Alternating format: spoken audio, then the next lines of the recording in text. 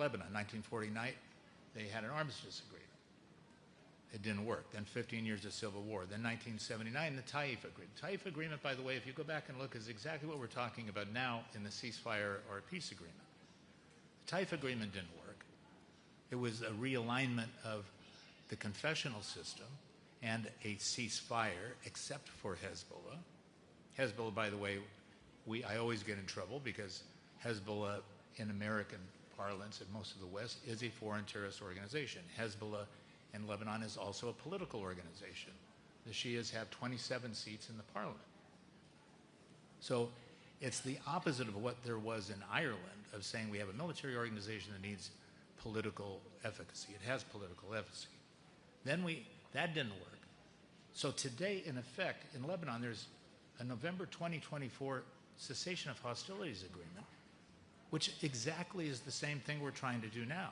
It's a ceasefire south of Litani, disarm Hezbollah. How are you going to disarm Hezbollah?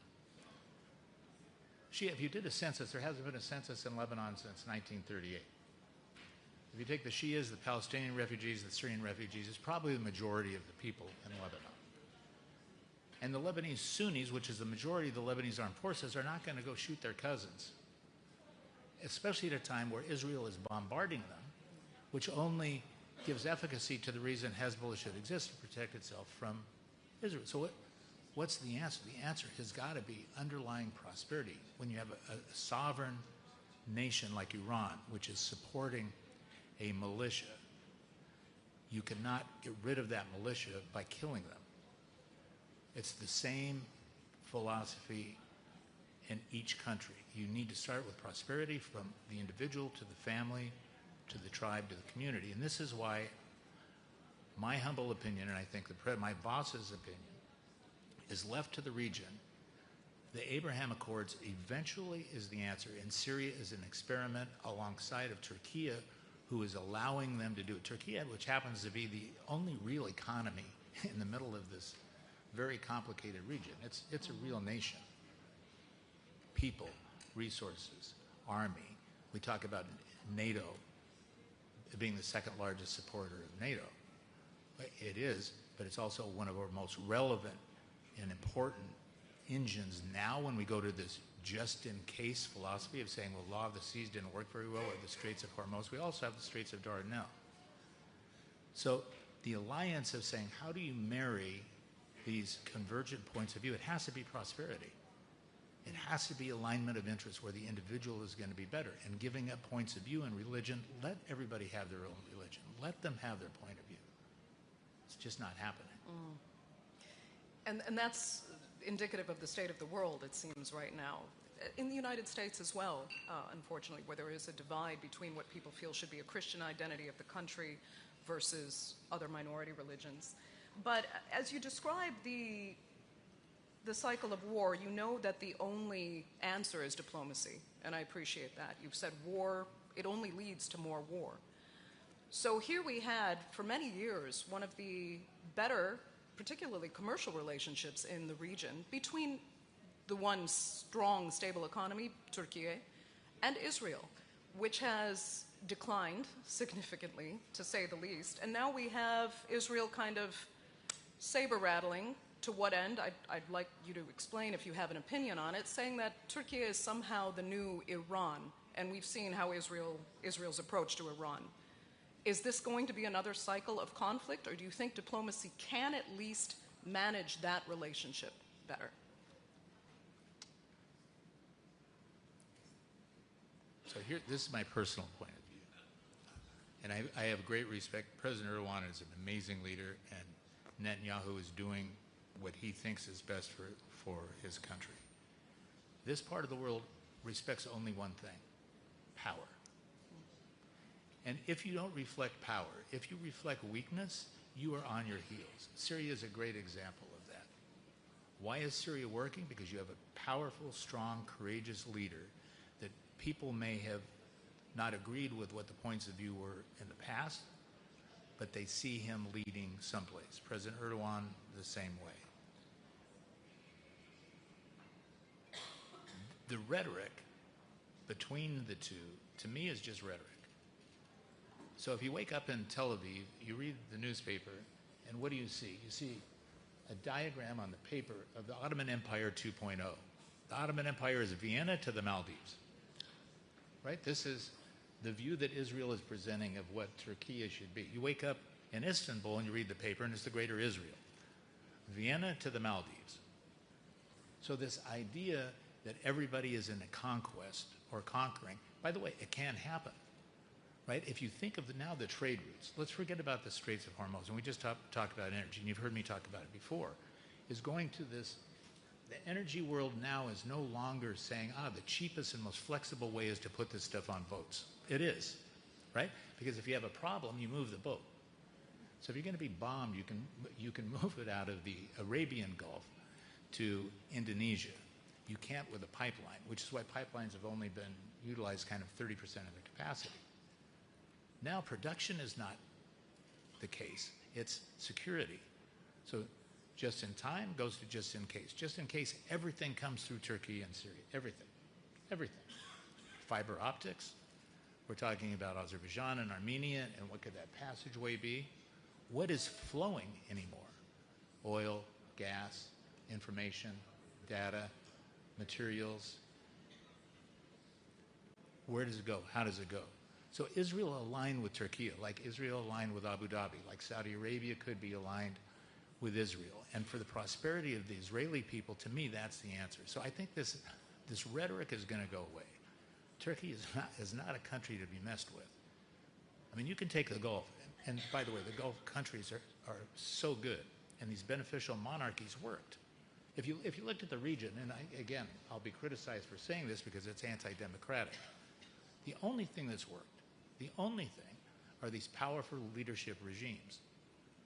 Either benevolent monarchies, a kind of a monarchical republic.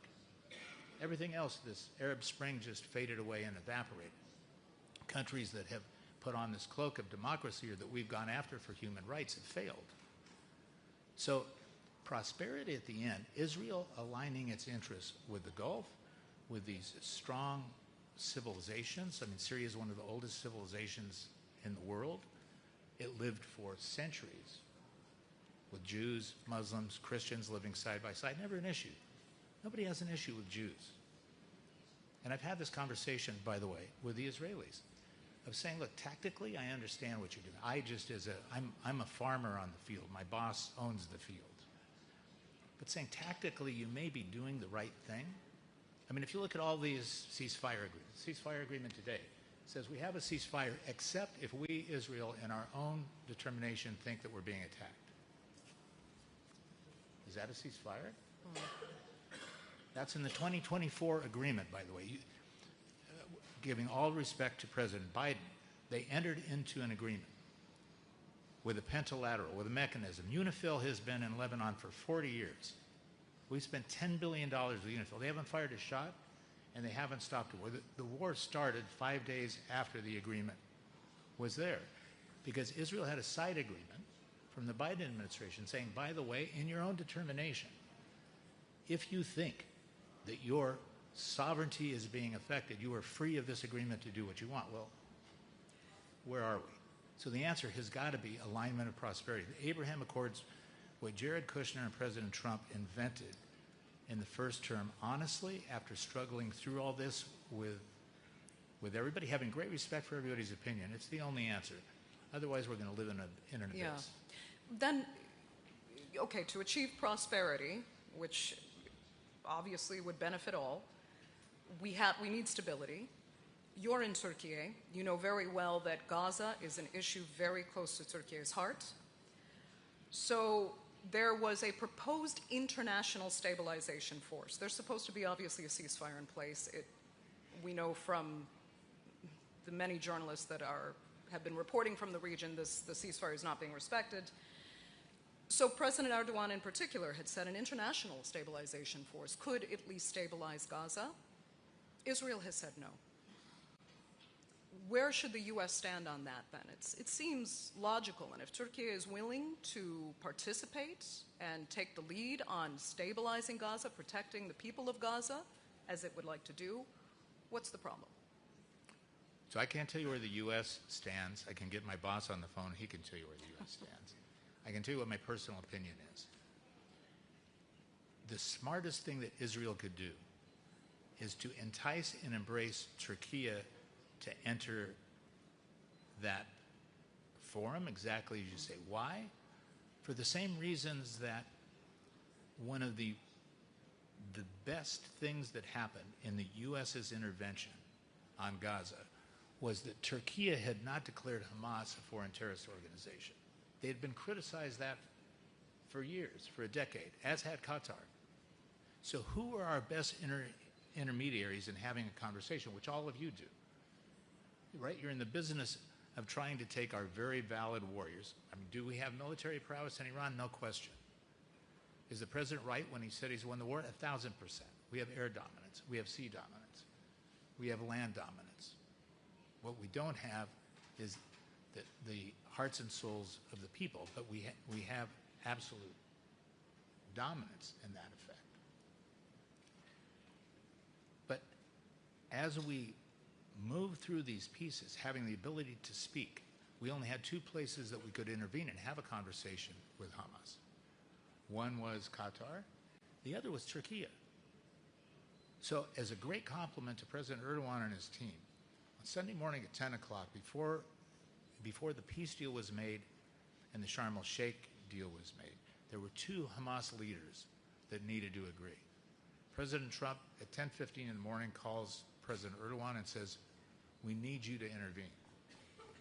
President Erdogan, Hakan Fidan, Ibrahim Kalin all spent that afternoon and brought those two Hamas leaders over. It could have never happened had they agreed with us that Hamas was a foreign terrorist organization and you have to exclude them.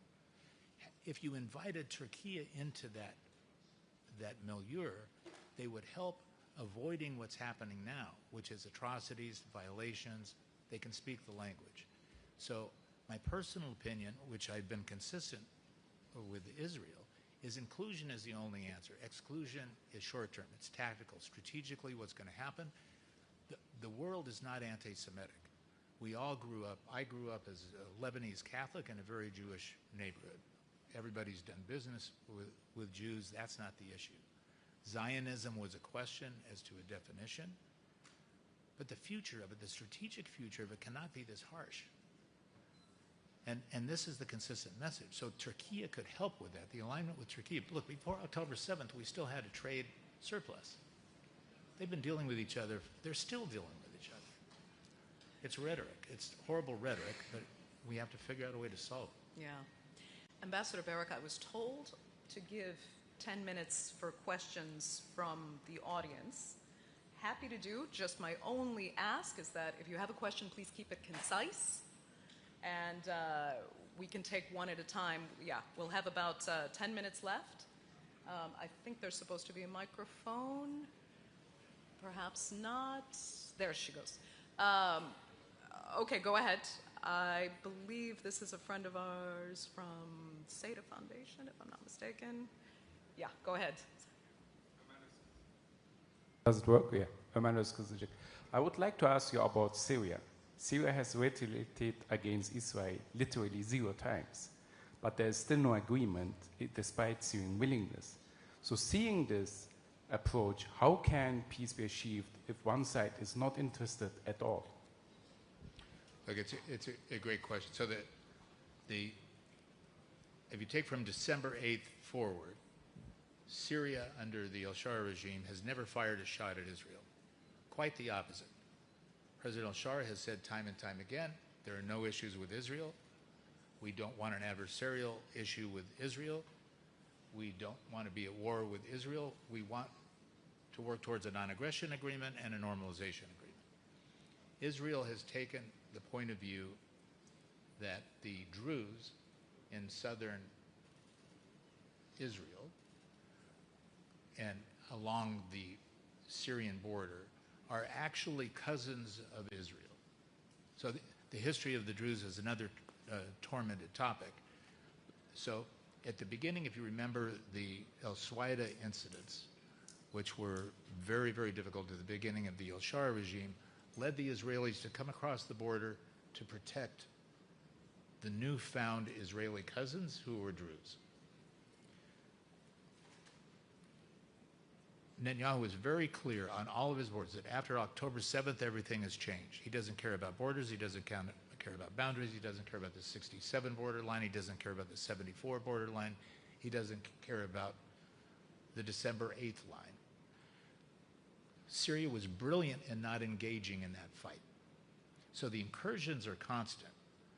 Israel is coming across those lines every time they see a convoy because there's still no trust between the two entities as to can they rely on the Syrian military establishment, the internal military, the external military, to actually create a calm barrier. In my opinion, in our opinion, Syria has been brilliant in not engaging adversarially against Israel. There's no purpose in it. They have time and time again said we're available to talk. I was privileged on behalf of the president to lead 5 discussions, which were incredible, between Foreign Minister Shabani, who's a brilliant young man, and Ron Dermer on behalf of Prime Minister Netanyahu. We got very close. It evaporated. We set up a fusion. We're still having discussions. The Syrians have showed tremendous patience, but in all of these instances, we're dealing with 5 countries on 5 borders, 2 seas, and in the midst we have a war. So it's a timeout from these conversations. We'll get there. My bet is we'll get to a non-aggression and normalization agreement with Syria sooner than Lebanon. Front row here, and then Ambassador, thank you for your speech. I'm an investor. We're an investor in Turkey and the region, even Lebanon. We're a Eurobond holders, RBC Blue Bay. Question really about the normalization between Turkey and the US in particular. S-400s, cuts the sanctions. Is there any light at the end of the tunnel over those issues and bringing Turkey back properly, fully into the Western alliance? Yeah, great question. The answer is absolutely yes. I think there's been more progress in the last 16 months in U.S.-Turkish relationships than in the last 15 years. And the relationship not only between President Erdogan and President Trump, but at every level, at the foreign minister level, at the intelligence level, at the military level, and at the business level. So the question on S-400s, for those of you who don't know, Turkey, after the coup, bought a Russian defense system. There was a variance in opinion. Were we not willing to sell them Patriots, or could they not buy Patriots? But they bought an S-400 system. At the time, Turkey was also, as our second largest NATO ally, this is huge, right? When you think of what that means and what Turkey is doing to protect Europe, it's incredible. Wanted to contribute to the F-35 jet program, and as a matter of fact, was a partner in manufacturing fuselages. When they bought the S-400, Congress then imposed a sanction. And by the way, sanctions, again, in my humble opinion, just from my own point of view, they don't work. Because what happens is the sanctioned country then becomes so smart, so ingenious, that they figure out ways around the sanctions and alliances with other nations that don't serve the U.S.'s benefit. So that's what happened. They went off the F-35 system.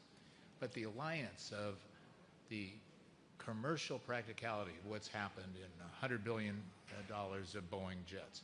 The Hall Bank transaction was a nightmare. One of the largest banks in Turkey, sanctioned for 10 years, couldn't move. For great businessmen like you, it compromised everything around the world. President Trump and President Erdogan with their team sat down, gone. Hall Bank is now fine. F-16s, renegotiating again. The alliance of the countries. What's happened in Syria primarily beneficial to Turkey. Turkey and Saudi Arabia deserve so much credit for supporting this burgeoning flower that had blemishes. It was really Turkey.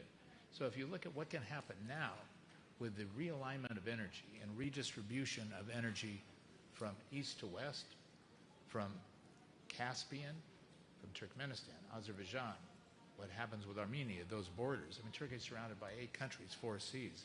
It's never been better.